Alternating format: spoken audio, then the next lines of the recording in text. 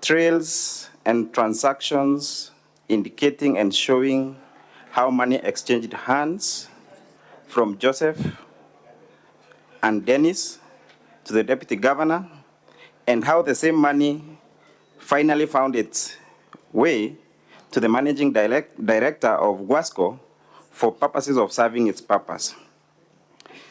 Honorable members, it all began with obvious truths. Joseph Misiati approached the deputy governor, and the deputy governor has agreed to that and confirmed on oath. The deputy governor also confirms that he reached out to Lucy seeking for favors as had been sought from him by Joseph Misiati. And Lucy magnanimously told him that we shall only recruit on a meritocratic process. Honorable members, we have seen Dennis submitting before you and crying before you that he did sell his salon. Dennis produced a sale agreement for that sale. Dennis produced a sale agreement also for the sale of his household goods and equipment. And he said that he gave that money to the mother for purposes of safe custody.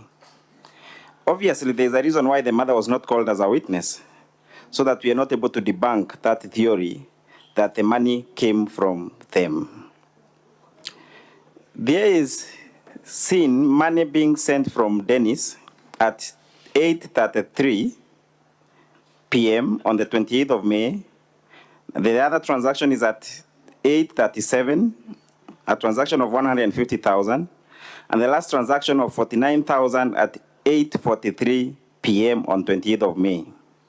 40 minutes later, that money leaves the mobile phone of the deputy governor and goes to the mobile phone of one Lucy, the director of Guasco. Remember, honorable members, that Lucy received this money at 9:24 p.m. on the 28th of May, 2023. When Lucy received this money, she did not understand why the money was being sent to her. But the following morning, she made a call to the deputy governor, just a follow-up to confirm, why are you sending money to me?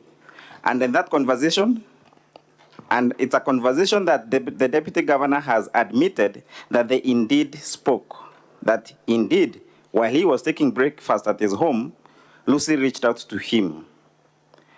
And according to Lucy, she states that the deputy governor said, this is as a follow-up to the requests I made to you for the assistance in the recruitment of my candidate, my preferred candidate.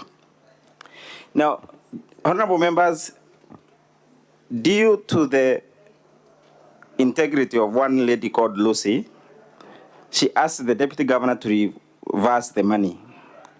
But obviously, the deputy governor does not reverse the money. What does he say? It's an error.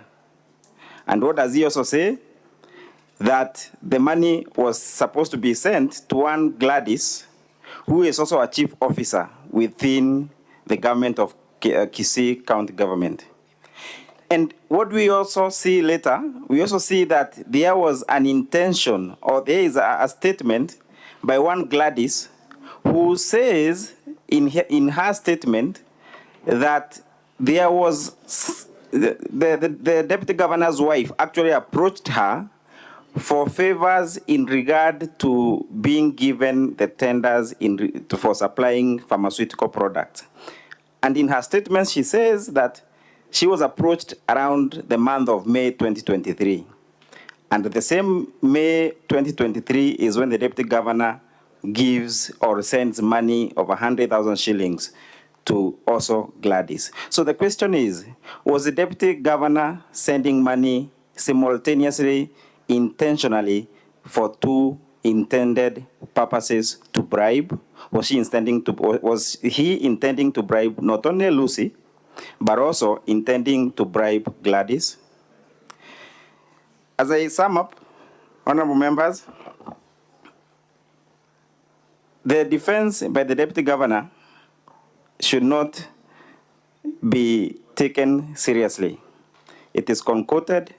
It has been summed up so as to rule this House not to vote for the motion.